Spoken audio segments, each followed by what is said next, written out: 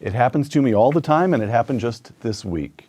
A young person I'd never met introduced himself to me and said that when he saw our guest today on an earlier episode of this program, he felt he was seeing a man who knew how to think. Dr. Thomas Sowell on Uncommon Knowledge now.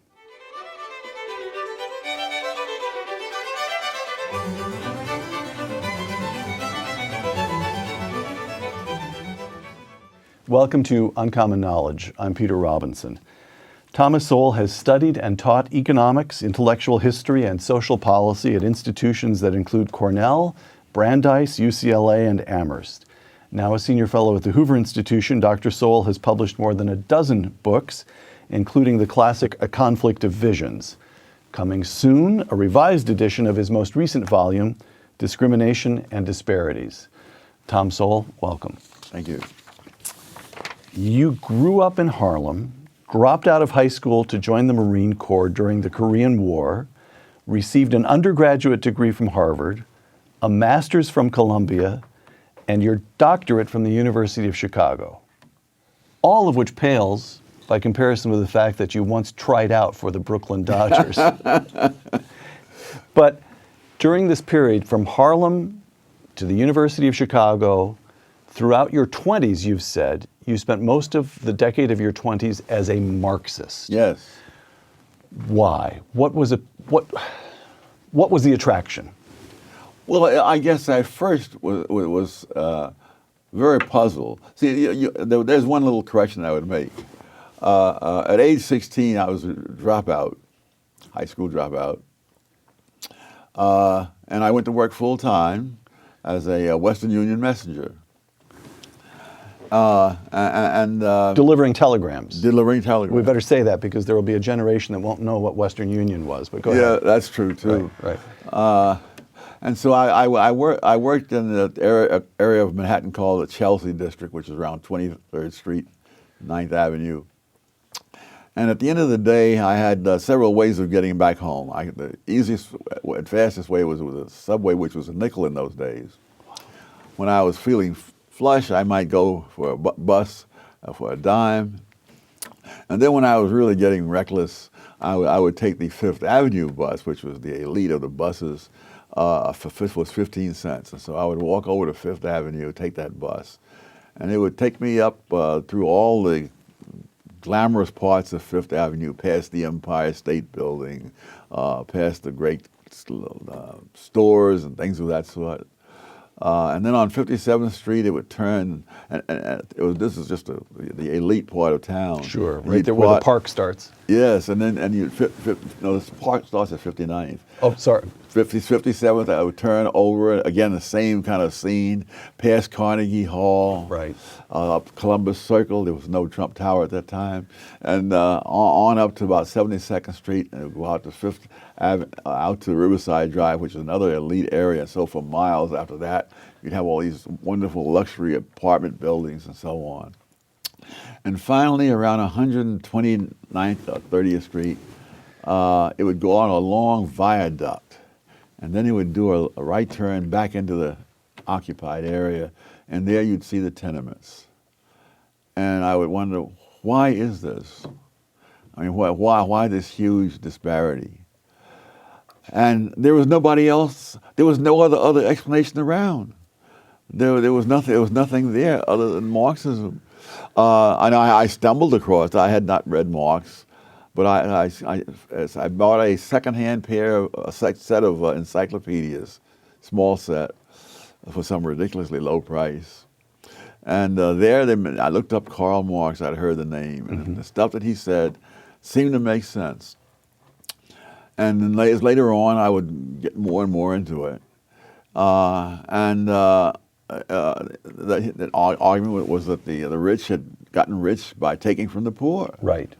And well, that was one explanation. But what is interesting, there was no other explanation out there really, and that's true largely in our colleges, universities today. But so by the time you went to Harvard undergrad, you drop out at the age of 16, and you start reading Marx in your late teens. I start reading Marx, yes, 1949, at age 19. Age 19.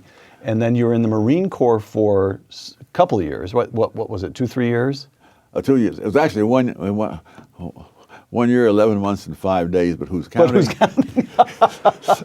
All right, so by the time you went to Harvard, you had already become intellectually engaged with Marxism. Yes. And remained, and Harvard didn't talk you out of it, and the study of economics at Harvard didn't talk you out of it, nor did getting a master's at Columbia, nor did getting a doctorate at Chicago dissuade you from Marxism. Is that? And you studied with Milton Friedman of all people. How could you have sat in Milton Friedman's classroom and remained a Marxist? Some people are just stubborn.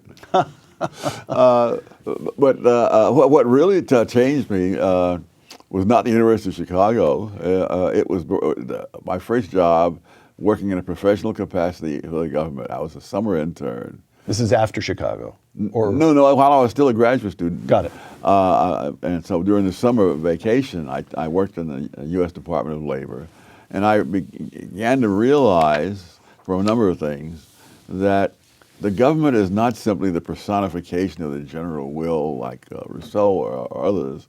The government is an the government institutions have their own institutional interests. One involved the minimum wage law. I was a big supporter of that. But I also knew that there was an argument that minimum wage laws simply priced low-wage workers out of a job. Mm-hmm. And my first assignment dealt with minimum wages in Puerto Rico. And as I looked at the numbers, I would see as they would jack up the minimum wages, the number of jobs would go down and so forth. But there were two explanations. One was that of the economists, that you priced the people out of a job. And the other was that there were hurricanes that had come through Puerto Rico, you see, during the sugar harvesting. And therefore, and I was studying the sugar industry, and therefore it destroyed a lot of the crop. Therefore, you wouldn't hire as many workers. Now in Chicago, I had been taught that if there are two different theories, there should be some empirical evidence in principle that could distinguish what would happen under one theory from what would happen under the other. Right. And so I wrestled with that for most of the summer. And one morning I came in and I said, I got it. What we need are data on the amount of sugar cane standing in the fields before the hurricane struck. And as I waited for the congratulations, I could see stricken looks around me in the room. Like, this guy has stumbled on something that will ruin us all. You know? And they said, well, we don't have those data. I said, oh, I'll bet the Department of Agriculture has it. He said, well, but that doesn't mean we have it. You'd have to have a request go up the chain of command to the Secretary of Labor. He would then confer with the Secretary of Agriculture. It would come down the chain of command in the Department of Agriculture to whoever has those numbers, and so on. I said, good. Well, they say a journey of 1,000 miles begins with a single step, so I will now submit my request to the Secretary of Labor, which I did. And I am still patiently awaiting this reply. And the institutional fear of the number was what? That it would...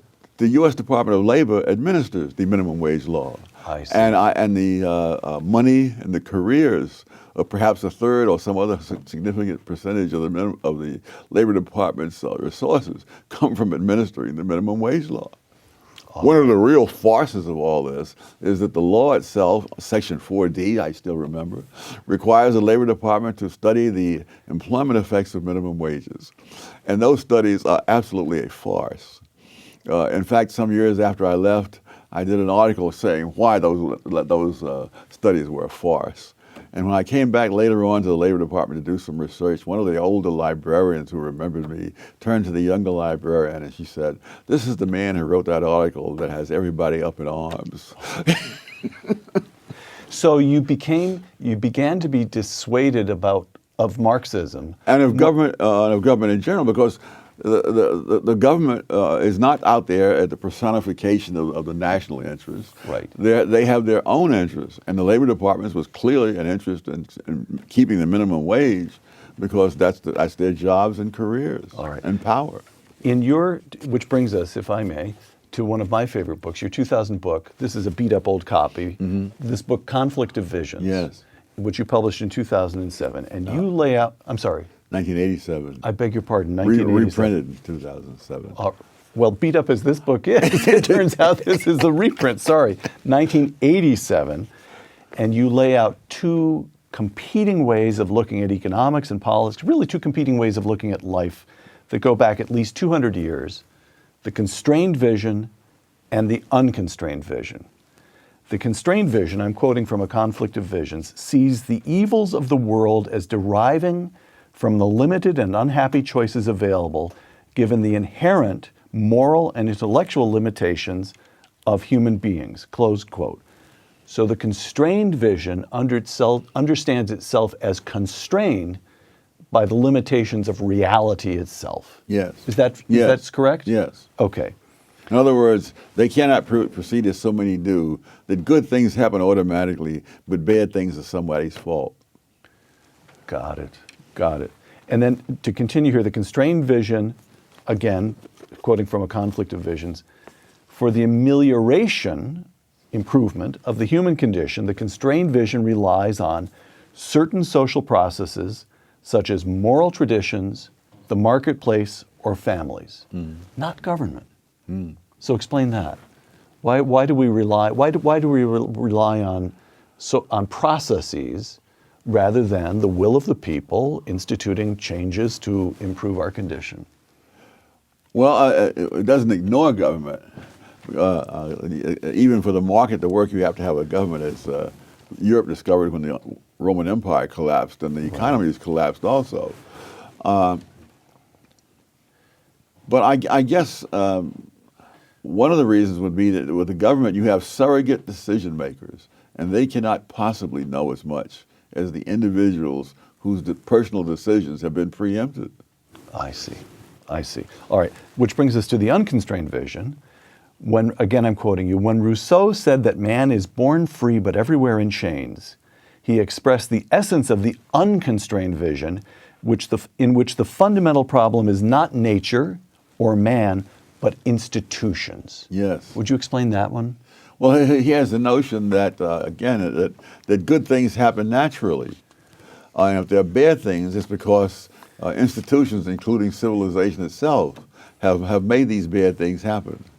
And of course, and I think that's really the implicit assumptions behind a lot of things that are said on the left today.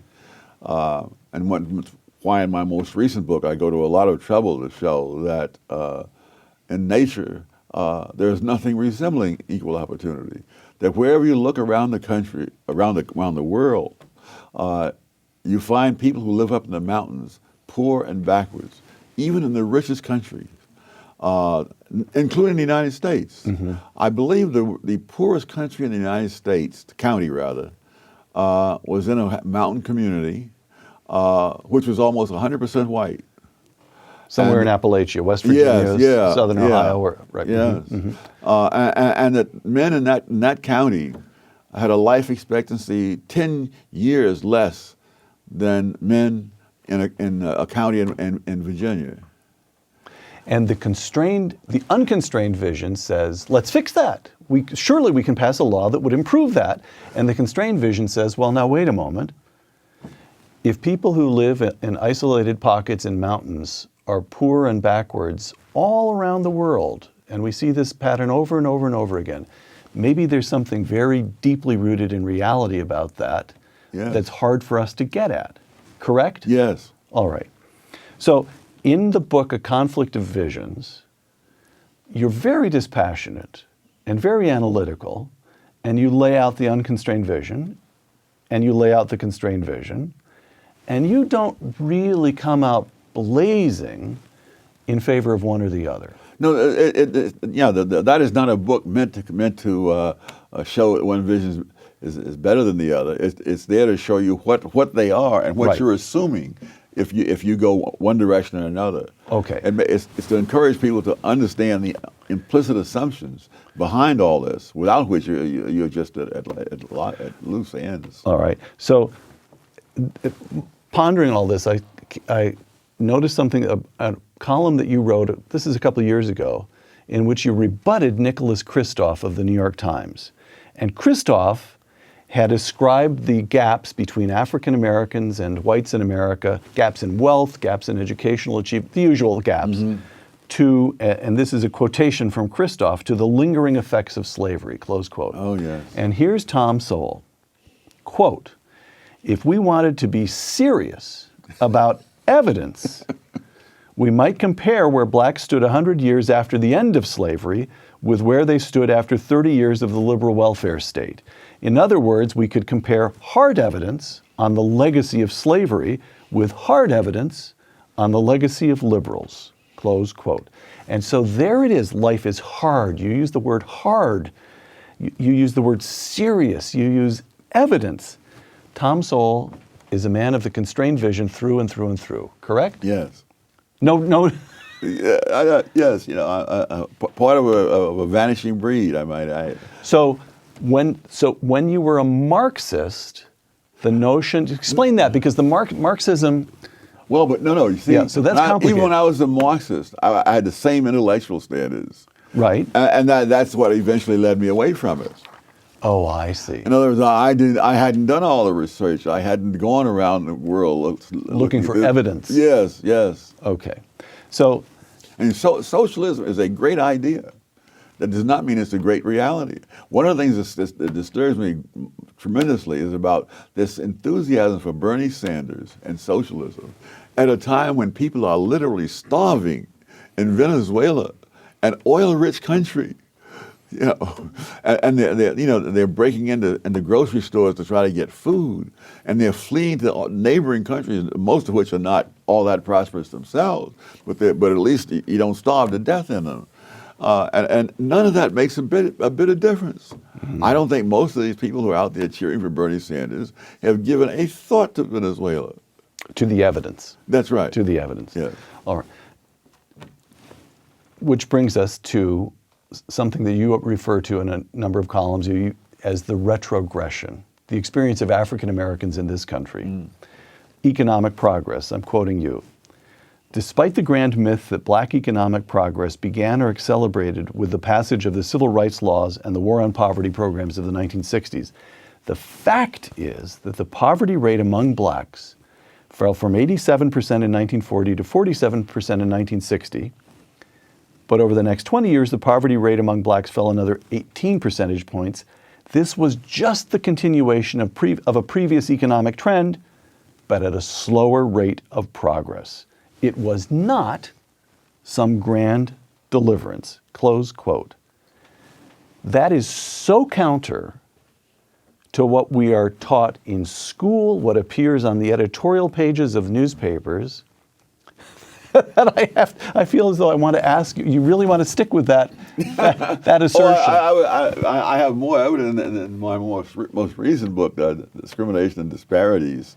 I point out that this really is a pattern not peculiar to blacks or even to the United States, that you can see the same thing in England, you can see it in any number of other countries, that the poor were much worse off economically, let's say in the first half of the 20th century, and yet in terms of their own behavior, they were far more decent societies, and afterwards, after this welfare state that's supposed to make them better off and better human beings, that's when the crime rate skyrocketed on both sides of the Atlantic.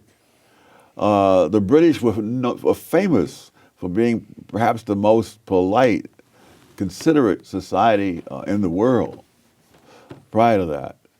After that, you get things like the 2011 riots over there, went through London, Manchester, where they're going through this. They anticipated Ferguson and Baltimore by a few years. And the same thing is the burning down of buildings, the throwing of gasoline bombs, the whole schmear. And none of those people were descendants of slaves. So the poor people were doing, if the lesson of the 20th century is something like poor people, including in this country African Americans, were improving their lot and leading fundamentally decent lives until the government decided to help them. Yeah, yes. That's a fair statement. Well, they're better off economically because of what's been given. Right. But of course, when you have the crime rate, I mean, I got the first inkling of this some years back when I was at some school in Harlem doing some research. And I looked out the window and I mentioned in passing that when I was a little kid, I used to walk my dog in that park. And looks of horror came over the students' faces.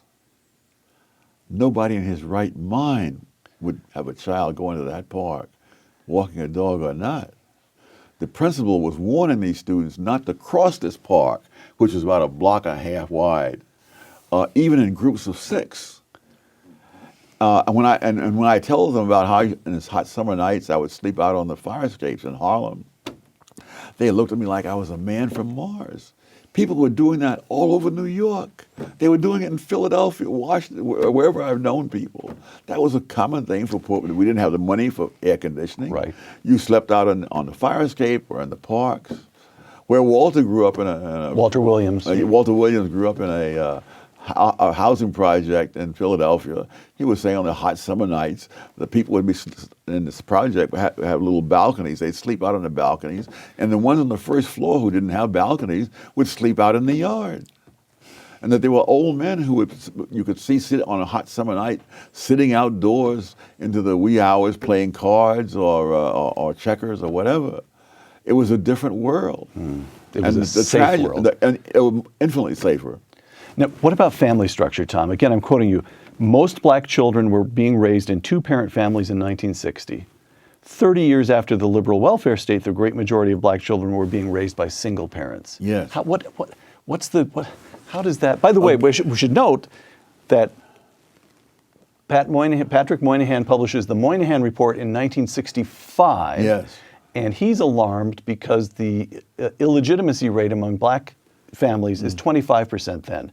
Now, among whites, it's over a third. Yes. Hispanics, it's over half. And among African Americans, it's over 70%. What's going on there? Well, this is, again, this too, you find the same thing in Britain. You find it in France and Norway. You find it in the Western world.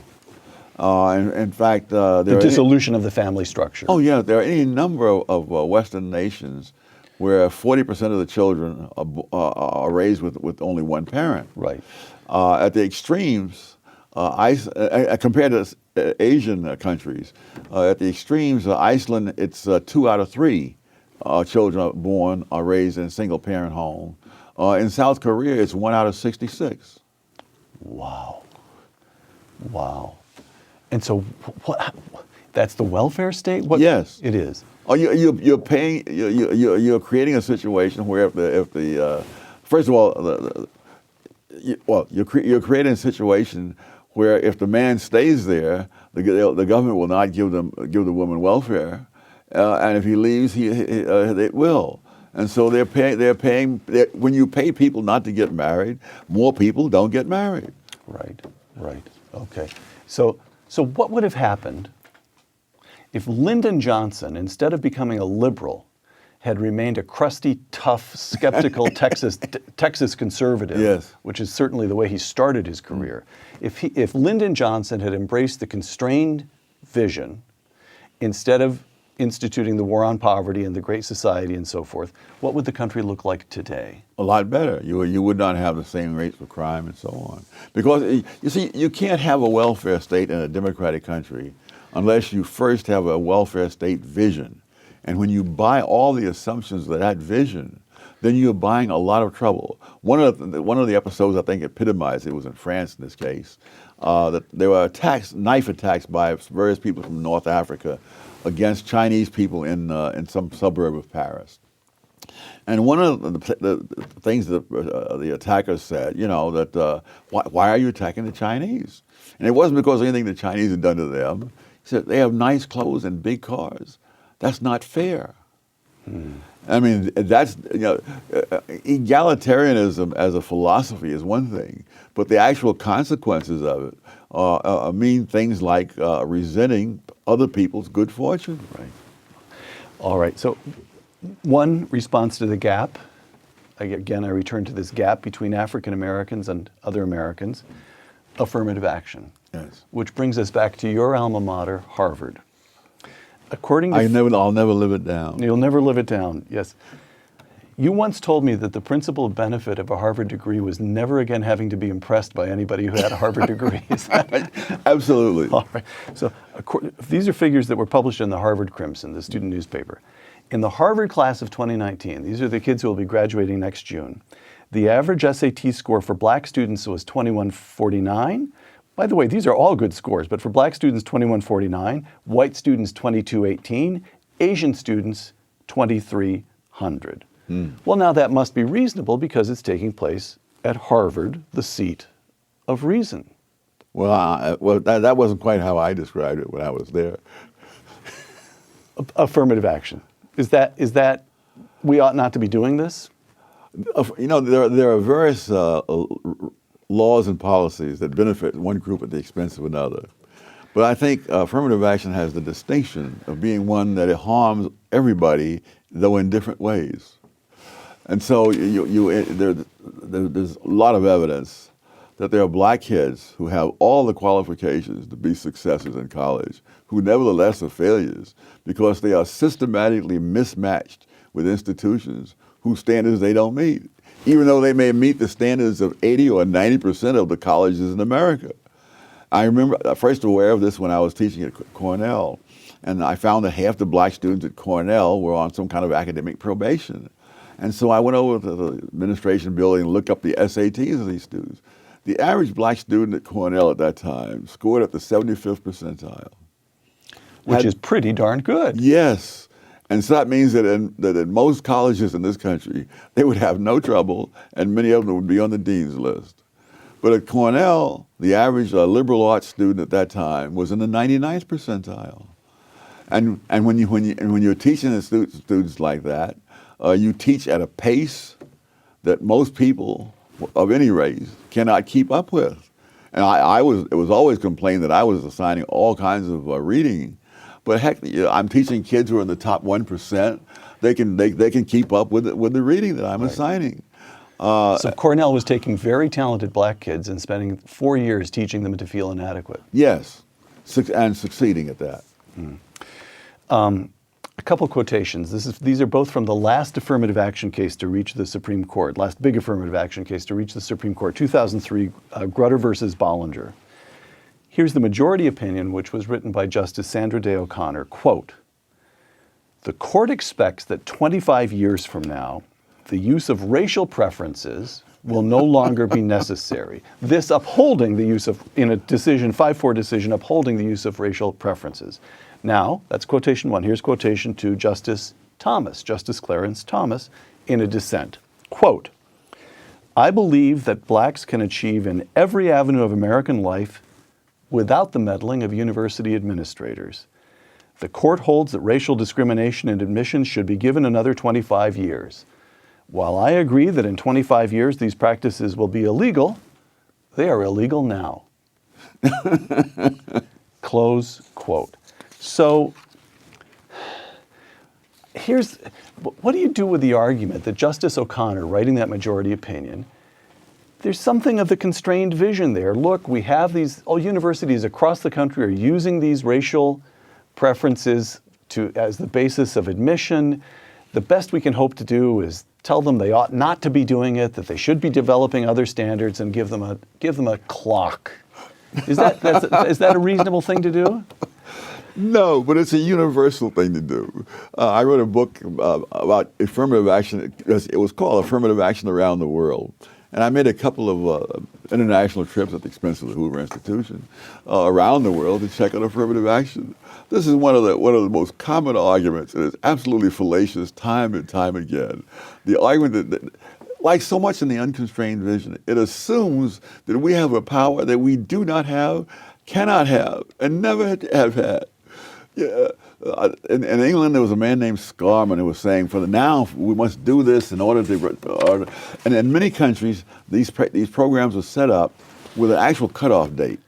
So it was set up in Malaysia with a cutoff date, I think, of around 1990, and in Pakistan, it was supposed to go for 10 years. Mm-hmm. None of those cutoff dates has met a thing. These programs not only continue, they increase, they spread. So the idea that you can control the future because of these wonderful sounding words, I can't think of a country in the world where that's ever happened. In the case of Pakistan, they did have an actual cutoff date And because the people in East Pakistan were, for whatever historical reason, way behind the people in West Pakistan. And so there's these preferences with East Pakistanis. Now, before time for this thing to expire, the East Pakistanis seceded from Pakistan and formed a new nation of Bangladesh. Bangladesh, right. And the preferences continued right on because there were other groups that had been added to it. And so once you get the constituency, you can't say no to them. I see. It is an argument that has never worked out anywhere that I've been able to check. All right. So Tom Sowell says no to the welfare state, no to affirmative action. What is to be done? And now you were kind enough to share with me the galleys of your forthcoming edition of Discrimination and Disparities. Let me give you a few quotations from some of the new chapter in that book. Quote, "The poverty rate among black married couples has been less than 10% every year since 1994. As far back as 1969, young black males whose homes included newspapers, magazines, and library cards had similar incomes to those of their white counterparts. Academic outcomes show a pattern of disparities similar to the pattern of disparities in the amount of time devoted to schoolwork. Apparently, lifestyle choices have consequences." Yes. Close quote. So this is the constrained vision once again. Welfare state, that's government, we don't rely on that. Affirmative action, government, we don't rely on that. We rely on hard work. We rely on the institution of marriage. That's correct? Yes, in other words, these things, I don't think it's the marriage as such or the library cards as such. It's that there are lifestyle choices that have been made. And the comparison I made was between, if you look at the poverty rate among blacks, it was 22%, and among whites it was 11%. But among black married couples, it was 7.5%. Right. So it's not, so they not only do better than blacks as a whole, they do better than whites as a whole. And so it's lifestyle choices.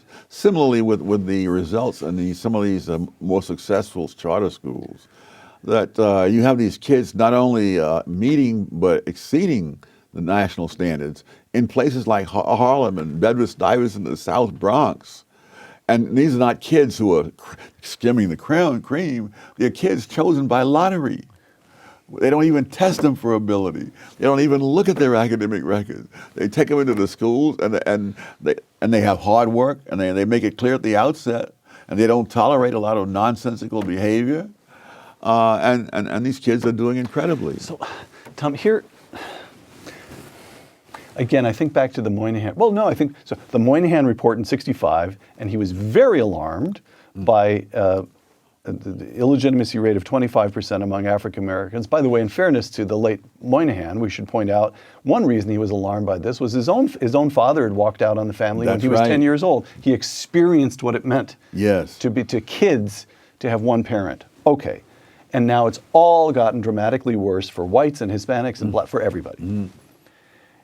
And then I think back beyond that to your experience of Harlem. You drop out of high school and do what? Go on welfare? Start cashing? No, you went to work. And you spent some of that money to buy some inexpensive encyclopedias. Yeah. And the Harlem was, so, but I feel this council, it's almost a council of despair in that world just seems so utterly vanished. No question. So your argument is if we can stand up to the welfare state, we can somehow get back to that world. A family structure will reassert itself. Oh, that's going to be reconquering the same ground, which is very tough to do, but it can be done. I was so lucky. At the time, I had no clue about all this. I left home in 1948. Many decades later, I learned that the unemployment rate among black teenagers in 1948, 16, 17-year-olds, was 9.4%. Among whites of the same age, it was 10.2%. So both blacks and white teenagers had only a fraction of the unemployment that they have today. You were expected to work. You were expected to be able to get a job. And more importantly, the jobs were there for you. This is because of a fluke, really. The minimum wage law in the United States, Fair Labor Standards Act of 1938, was passed with specified rates of pay that you're supposed to get. Almost immediately, inflation took off during the 1940s.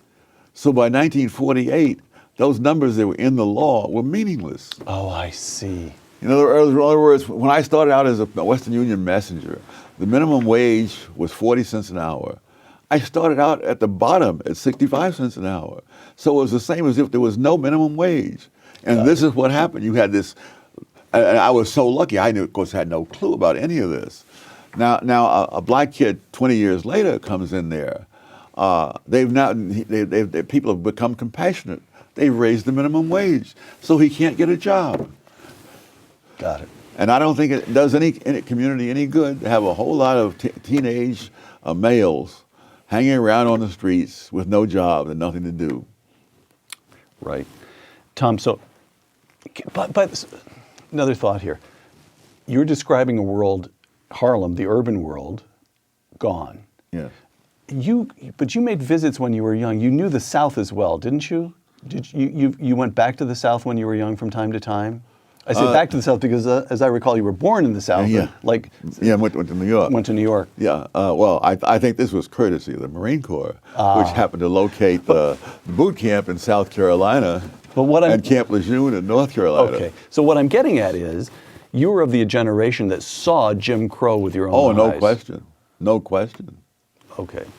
So, well, let me read you a quotation. This is from an article that got a lot of attention in The Atlantic a couple of years ago called The Case for Reparations by Ta-Nehisi Coates. Quote, "White supremacy is a force so fundamental to America that it is difficult to imagine the country without it. Reparations is the price we must pay to see ourselves squarely." Close quote. And Tom Sowell, who actually saw Jim Crow with his own eyes and experienced it, responds how? It would be nice to know his evidence for what he said, just to be old-fashioned about it. No, it was a rotten system. But I don't know how we get from that to reparations. I mean, what we see in the United States in terms of the bad things, you see all around the world.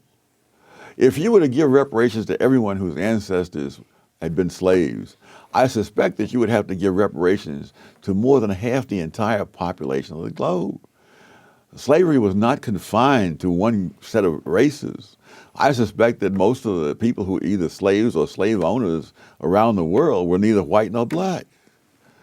I mean, this was a universal curse of the human species. Africa, the Middle East, Asia, slavery took place everywhere. And it continued elsewhere long after it was abolished in the Western countries. All right. Let me try sticking with Ta-Nehisi Coates.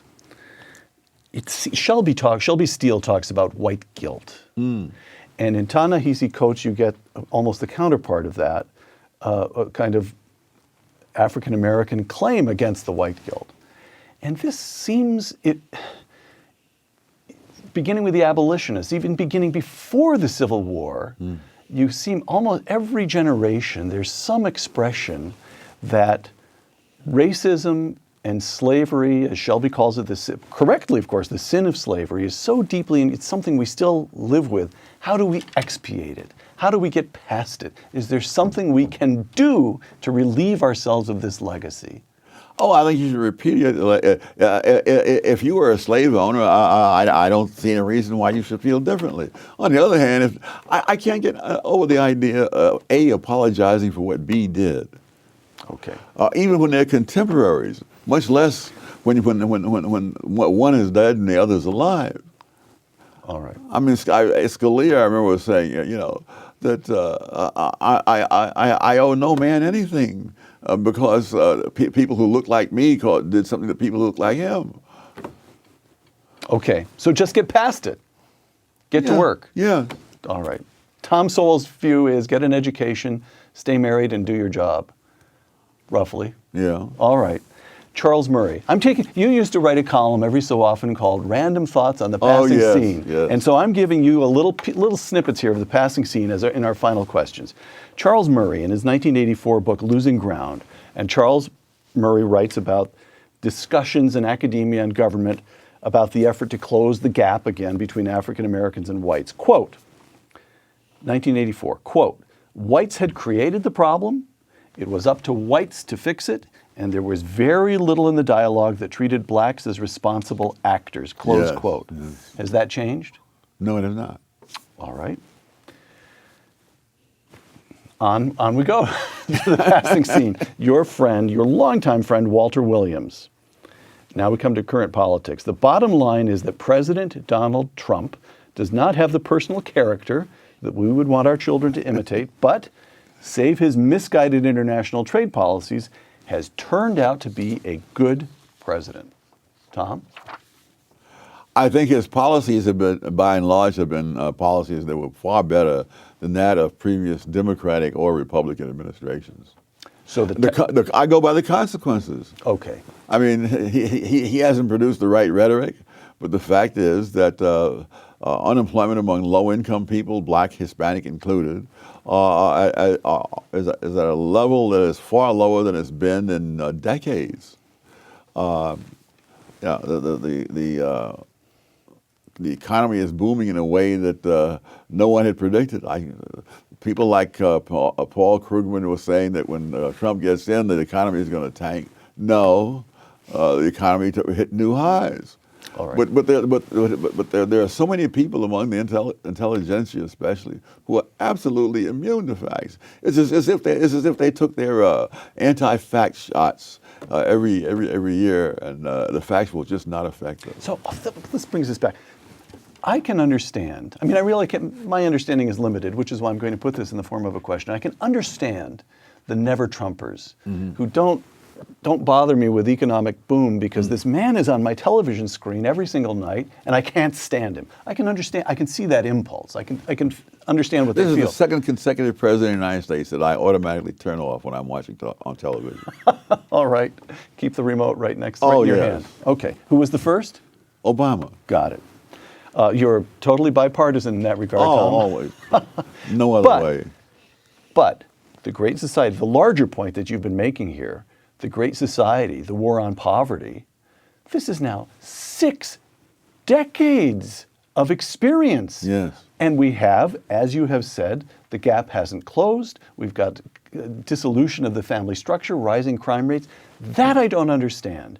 How can it be that the people, now I don't know how to remain bipartisan, but Democrats, liberals, the progressives, just are not, the evidence is in. This has not worked. Why, after more than half a century, there's still a refusal to look at the evidence? Yes, and there's even a tendency to falsify the evidence. And how come? I think people become attached to a vision, and that really warps the way they see the world. Human beings have an enormous capacity to rationalize. Yeah, all right. Again, notes on the passing scene. An article from the New York Times just a couple of days ago, quote, now this is a longish quotation, but it's important to lay out the facts here. Over the last decade, the charter school movement gained significant foothold in New York. The movement hoped to set a national example. If charter schools could make it in a deep blue state like New York, they could make it anywhere.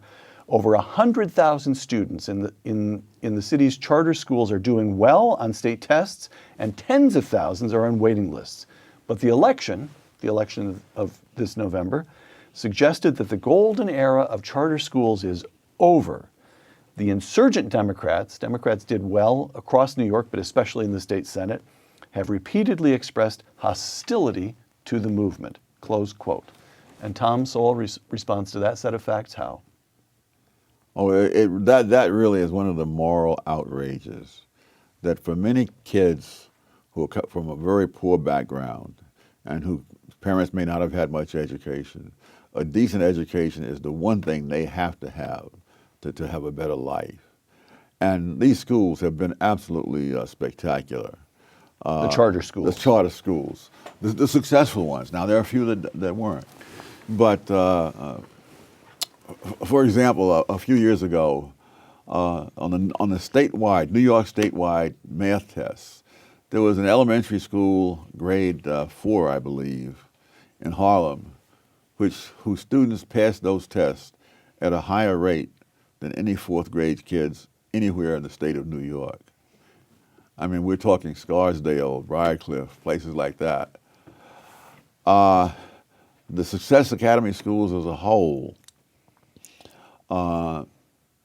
their students pass both the math and the English statewide tests at a higher rate than any school system, school district in the entire state of New York. The vast majority of the kids in the Success Academy schools are either black or Hispanic. If you look at the 5 highest scoring school districts in the state in terms of the percentage of the students who pass the math or the English tests, their average family income ranges from four times that of the kids in the Success Academy schools to more than 9 times the family income of the kids in the Success Academy schools. And yet the mayor of New York is doing his darndest to put a stop to the expansion of schools in general, but his special ire is aimed at the Success Academy schools. And this is happening all over the country. Because they make the teachers' unions look bad that run the public schools? What's the political motivation? Why would Mayor de Blasio have an out for the charter schools, such as Success Academy? Well, the teachers' union are the major reason. And we're talking about the money they contribute, the number of votes they contribute. And the schools, and what's happening, again, not just in New York, but in other parts of the country, including California, is that they have there's all kind of chicanery to prevent the charter schools from expanding. That's why you have tens of thousands on the waiting list. Right. It's not that the charter schools aren't willing to expand, but every conceivable obstacle is put in their way. Because if you let that go at the natural pace, it would be very hard for the public schools to compete. And one of the things they're doing is imposing the same kinds of restrictions on the charter schools that made the public schools so bad. For example, restrictions on being able to get rid of kids who are running amok and ruining the education of everybody else. And the charter schools don't tolerate that. The things that are tolerated in the public schools are unbelievable.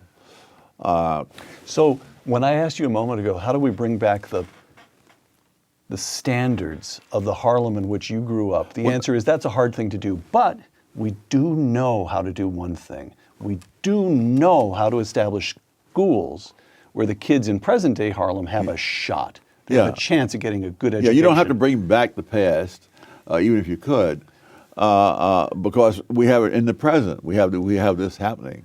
And so we know how to do that, and the Democratic establishment in New York wants to shut it down. Yes. And the Republican establishment stands mute. Stands mute. You know, I love talking to you, but I really don't know why. It's all discouraging. Tom, you mentioned a moment ago the way young Americans flock to Bernie Sanders. Gallup poll this summer, the proportion of Americans age 18 to 29 that holds a favorable view of capitalism, 45%. The proportion that holds a favorable view of socialism, 51%. Now, I would like you to take a look at a brief video of Alexandria Ocasio-Cortez, who at the age of 29, calling herself a democratic socialist, has just been elected to the House of Representatives from New York. And although she's not seated yet in the new Congress, she went to Washington, and one of her first acts was to participate in a sit-in in the offices of House Majority Leader Nancy Pelosi. That is to say, the leader of her own party. Yes. So here's a brief video. I just want to let you all know how proud I am of each and every single one of you for putting yourselves and your bodies and everything on the line to make sure that we save our planet, our generation, and our future. And it's so incredibly important. We have to get to 100% renewable energy in 10 years. There is no other option. Tom, to her supporters, to the supporters of Bernie Sanders, to young Americans, what would you say? I would say get some facts first. Know what you're talking about before you start spouting out this kind of stuff. One of the things I do in a new book is I suggest that there's a certain opinion about what happened in the 1920s where the taxes were cut from the highest tax rate was cut down from 73% to 24%. And the argument was, oh, this is tax cuts for the rich. And I have suggested that students and that the Secretary of the Treasury did this in support of us trickle-down theory and so forth. And I suggested that the students would be a wonderful project to go read what the Secretary of the Treasury actually said. Andrew Mellon in the 1920s, Yes. about these tax cuts. And then go on the internet and get the Internal Revenue official data on who paid how much taxes in the 1920s. And it turns out if you do that, you find that Andrew Mellon said that the exact opposite of what he is attributed. It is attributed to him in textbooks that have been sold widely for decades on end through successive editions. And what you'll find is that and when the tax rate was at 73%, the people who are making over $100,000 a year, and that's maybe a couple of million in today's money, paid 30% of the taxes. And after the so-called tax cuts for the rich, they paid 65% of all the taxes. And the people with incomes under $5,000, which was a nice income in those days, who were paying 15% when the tax rate was cut, before the tax rate was cut. And after it was cut, they paid just under 1/4% of all the taxes. And so we hear so there's all kinds of indignation in these scholarly books. We're not talking about just political propaganda. How this was a bonanza for the rich and so on. And people with ordinary incomes paid practically nothing in income tax after the tax cuts. And millionaires, the share of millionaires was, I think, 4% before that. And it was 19% afterwards. But the facts simply do not matter. They say these words, they say trickle down, and it's like saying abracadabra, and all the miraculous things follow from that. Tom Sowell, author of a forthcoming edition of Discrimination and Disparities, would you close by reading a brief quotation from your 1987 book, one of my favorites, A Conflict of Visions? Logic, of course, is not the only test of a theory. Empirical evidence is crucial. And yet social visions have shown a remarkable ability to evade, suppress, or explain away discordant evidence. Historic evasions of evidence are a warning, not a model. Dedication to a cause may legitimately entail sacrifices of personal interest, but not sacrifices of mind or conscience. Dr. Thomas Sowell, thank you. Thank you. For Uncommon Knowledge, the Hoover Institution, and Fox Nation, I'm Peter Robinson.